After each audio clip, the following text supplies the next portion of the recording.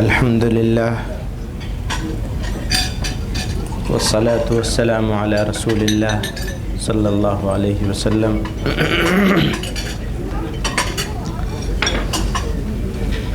اب یہ انگریزی بولنے والے لوگوں کی گیدرنگ میں اردو والا آدمی،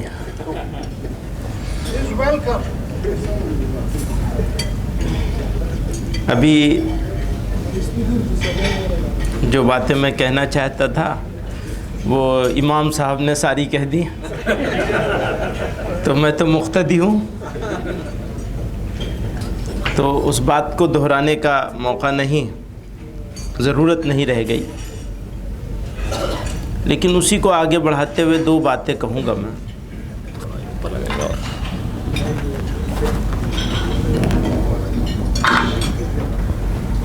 نہیں وہ نہیں چلا، نہیں وہ میں جب بولوں گا نا، ابھی تو تھوڑا سا گاڑی کو تھوڑا آگے بڑھنے دیجیے۔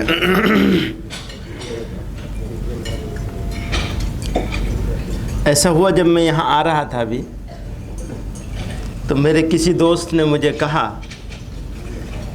کہ فنڈ ریزنگ کی بات تو اظہر عزیز صاحب کریں گے، وہ بہترین موٹیویٹر ہیں، اور تم ویسٹ مت کرنا ہمارا ٹائم۔ تو میں نے کہا کیا مطلب ہے اس کا؟ کہنے لگے آج تمہارے صوبے میں جہاں کہ تم رہنے والے ہو، جس ملک کے اور جس صوبے کے، وہاں ایک نئے صاحب چیف منسٹر بننے جا رہے ہیں، کچھ ان کے بارے میں بات کرنا، ہمارا انٹرسٹ اس میں کے سننے میں ہے۔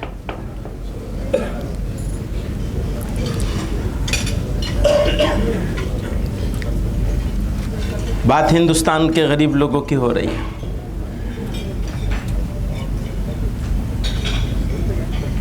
اور ابھی ہمارے دوست اسحاق صاحب نے بہت تفصیل سے کاموں کو بتایا، کیا کیا کام ہو رہے ہیں۔ تو میں ایک سجھاؤ دینا چاہوں گا کہ ان سارے کاموں کے ساتھ ایک کام اور بڑھایا جانا چاہیے، وہ ہے لوگوں کو جو اسکیمز ہیں، اس کو انہوں نے مینشن بھی کیا ہے، جو اسکیمز ہیں اسٹیٹ گورنمنٹس کی اور سینٹرل گورنمنٹس کی، چاہے وہ اسکالرشپ کی شکل میں ہوں، ابھی تو نیچے سے لے کر from class 3rd to graduation اور اسپیشلائزیشن کے کورسز ہیں، 1 لاکھ روپے مہینے کا ایک اسٹوڈنٹ کو، 1 لاکھ روپیہ سال کا، سوری مہینہ کہہ دیا میں نے، سال کا اسکالرشپ مل رہی ہے۔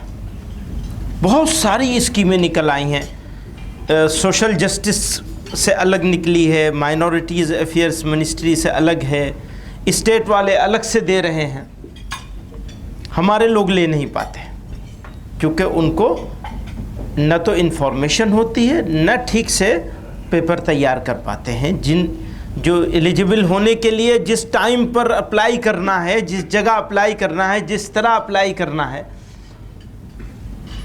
تو کسی کو پیسہ دے دینا یہ ایک بڑا کام ہے، لیکن پیسہ لینے کے قابل بنا دینا وہ اس سے بھی زیادہ بڑا کام ہے، کیونکہ آپ تو ایک مرتبہ دیں گے، وہ وہاں مستقل ملتا رہے گا اسے، اس کی تعلیم میں آگے بڑھ سکے گا۔ تو ایک تو اس کام کے لیے آپ لوگوں کو سپورٹ کرنا چاہیے، بلکہ کچھ لوگوں کو اپنا ٹائم لگانا چاہیے، ٹائم لگا کر وہاں جا کر رہ کر، اور لوگوں کو ٹرینڈ کرنا چاہیے کہ وہ پھر گروپ کی شکل میں لوگوں کو اس بارے میں ان کو سپورٹ کر سکیں اور آگے بڑھا سکیں۔ ایک تو یہ کہنا چاہتا تھا میں۔ دوسری بات، انہوں نے جو بات کہی کہ ہم سب کی مدد کریں گے، سارے لوگوں کی مدد کرنی چاہیے، صرف مسلمان کی نہیں۔ ہندوستان ایک ایسا ملک ہے جہاں مسلمان تو ہے ہی ہے، مشکل میں، تکلیف میں، بچھڑا ہوا، لیکن اس کے علاوہ بھی دوسری کمیونٹیز ہیں جو تکلیف میں ہیں.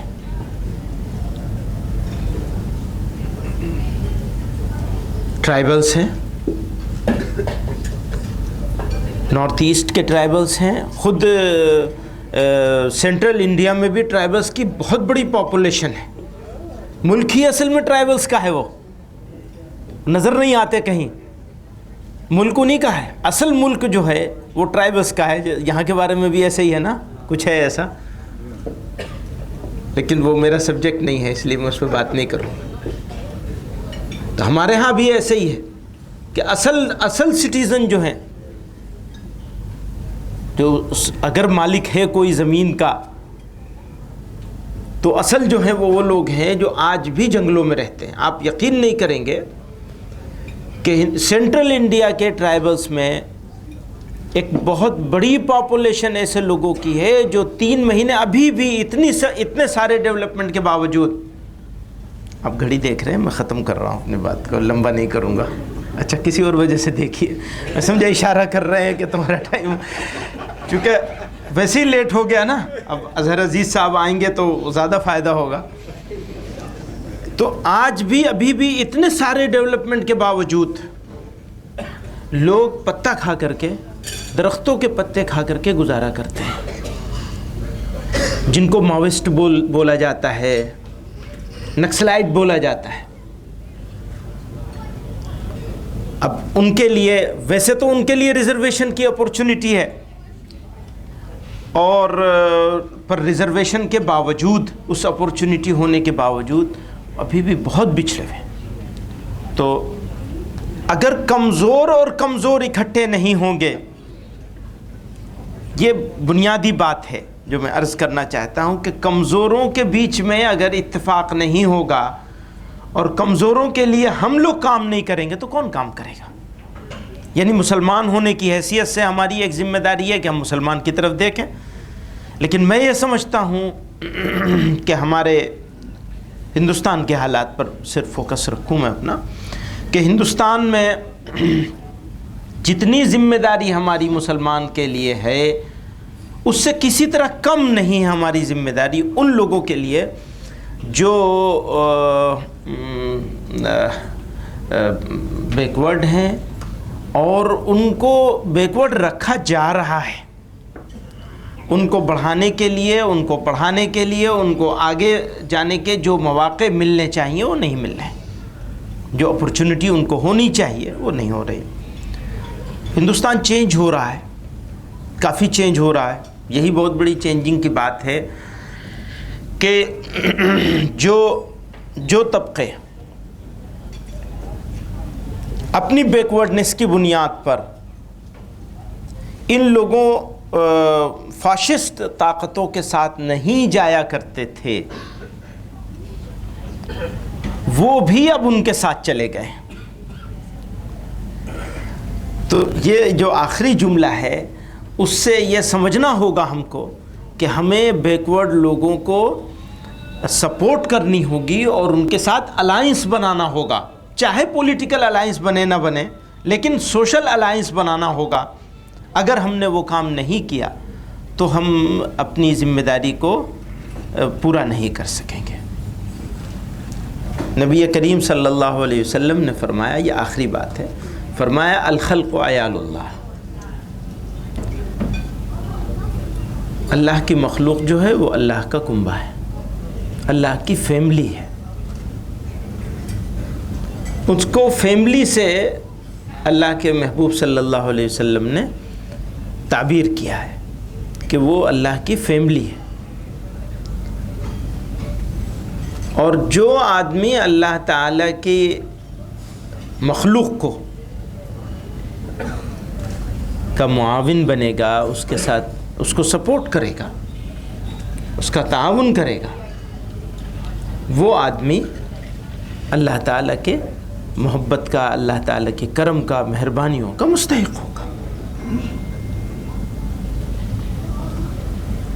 تو آپ لوگوں کا یہاں جمع ہونا،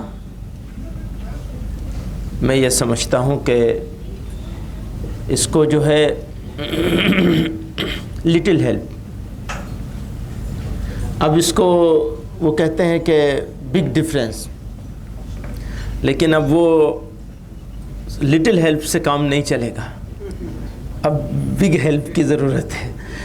وہ جملہ بالکل صحیح ہے، میں اس کو ختم نہیں کر رہا ہوں، لیکن یہ کہ آپ لوگوں کو اس میں پوری طاقت کے ساتھ مدد کرنی چاہیے۔ ایک قصہ مجھے یاد آیا، نبی کریم صلی اللہ علیہ وسلم تشریف فرما تھے، یہ پیغمبر علیہ السلام کی سنت ہے کہ لوگوں کو جمع کیا جائے اور ان سے یہ کہا جائے کہ مدد کرو، خدا کے لیے مدد کرو۔ یہ پیغمبر علیہ السلام کی سنت ہے، صحابہ کرام جمع تھے، اللہ کے رسول صلی اللہ علیہ وسلم نے فرمایا بھائی کون ہے جو اپنا مال لٹائے گا خدا کے راستے میں، جاؤ جو تم سے ہو سکے لے کر آؤ۔ چلے گئے صحابہ کرام اٹھ کر کے اپنے گھروں کو سامان لانے کے لیے، وہ چیک تو چلتا نہیں تھا، یہ تو ابھی نئی چیز ہے۔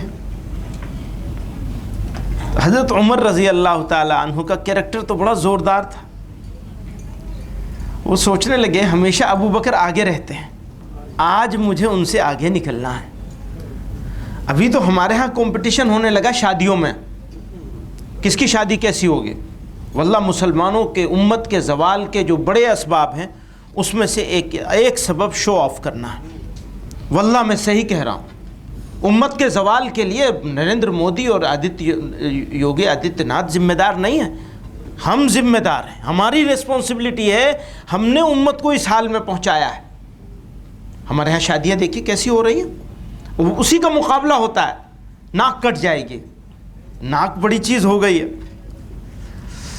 تو پیغمبر علیہ السلام کا زمانہ تھا اور آقا کے تیار کیے ہوئے لوگ تھے۔ عمر ابن خطاب سوچتے ہیں اپنے دل میں، وہ اپنے دل میں سوچ رہے ہیں آج مجھے ابو بکر سے آگے نکلنا، مال لے کر کے آتے ہیں، آقا کے قدموں میں ڈال دیتے ہیں۔ پیغمبر علیہ السلام نے فرمایا عمر کیا لائے اور کیا چھوڑا؟ آقا کو بھی تو ان کو آزمانا تھا نا، کیا لائے کیا چھوڑا؟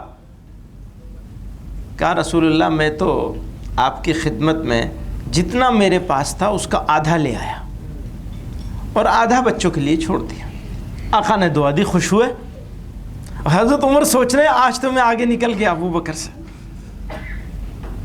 تھوڑی دیر میں حضرت ابو بکر تشریف لائے، آپ نے بھی مال ڈال دیا۔